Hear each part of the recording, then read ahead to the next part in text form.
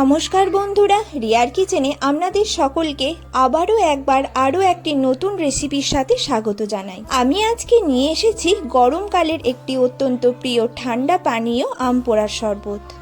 এই আম পোড়ার শরবত খেতে ভীষণই সুস্বাদু এবং বানানো খুবই সহজ। যে কোনো সময় আপনারা এটা পানীয় হিসাবে পান করতে পারেন। আম পোড়ার শরবত বানানোর জন্য প্রথমেই দুটি আম ভালোভাবে ধুয়ে নিয়ে পুড়িয়ে নেব। আম পোড়াবার জন্য বেশ কিছুটা টাইম লাগে, প্রায় 20 মিনিটের মতো।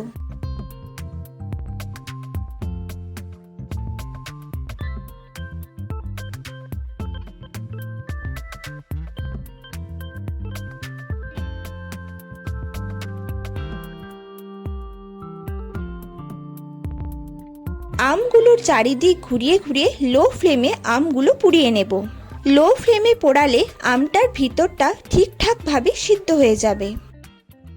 দেখুন, আমগুলো পোড়ানো হয়ে গেছে। এবার একটা পাত্রে আমগুলো রেখে দিয়ে জল দিয়ে দেব। এখানে জলটা দেবার ফলে আমগুলো তাড়াতাড়ি ঠান্ডা হয়ে যাবে, সাথে আমের খোসাটা ভালোভাবে ছেড়ে যাবে।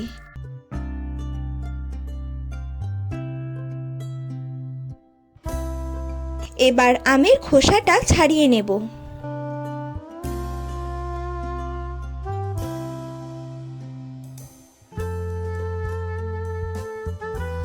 দেখুন, খুব ভালোভাবে খোসাটা ছেড়ে গেছে। এবার একটা গ্রেটারের সাহায্যে আম দুটো থেকে আমের পাল্পটা বের করে নেব। আপনারা চাইলে হাতে করে চটকে নিতে পারেন।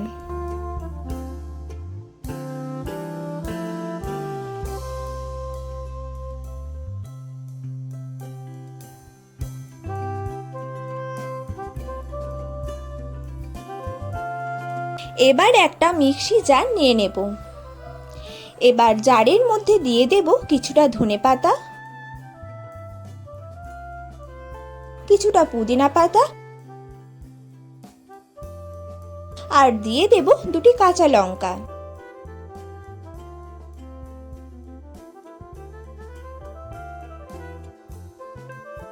এবার এইগুলোকে পেস্ট বানিয়ে নেব।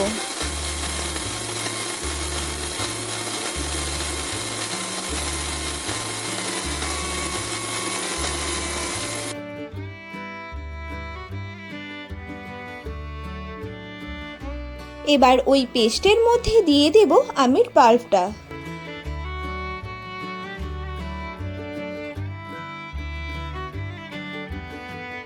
দিয়ে দেব স্বাদ মতো লবণ। মিষ্টির জন্য দিয়ে দেব স্বাদ অনুযায়ী চিনি।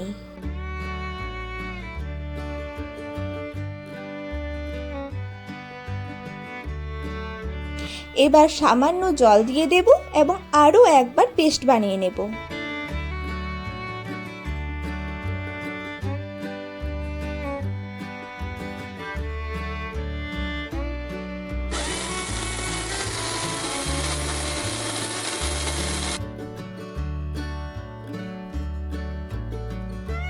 দেখুন, পেস্ট তৈরি হয়ে গেছে। এবার আমি একটা পাত্রে নিয়ে নিয়েছি কিছুটা জলজিরা। এবার যে গ্লাসে শরবতটা সার্ভ করব সেই গ্লাসের কিনারায় চারিদিকে এইভাবে একটু লেবু ঘষে দেব। এরপর গ্লাসের কিনারাতে এইভাবে জলজিরা লাগিয়ে নেব। এতে শরবতটা পান করার সময় জলজিরাটার মুখে লাগলে দারুণ লাগে। এবার ওই গ্লাসের মধ্যে দিয়ে দেব আইস কিউব। দুটি গ্লাসে আমি হাফ গ্লাস করে আইস কিউব দিয়েছি।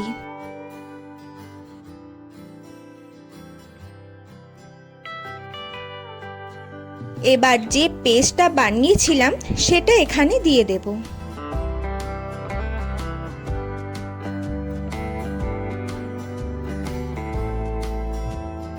এবার অল্প পরিমাণে জলজিরা দিয়ে দেব আর দিয়ে দেব খুব সামান্য ভাজা মশলা।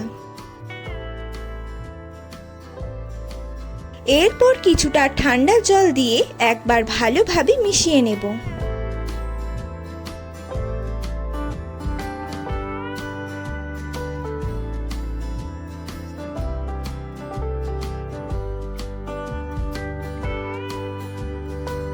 মেশানো হয়ে গেলে পুদিনা পাতা ও কাগজি লেবু দিয়ে দেব।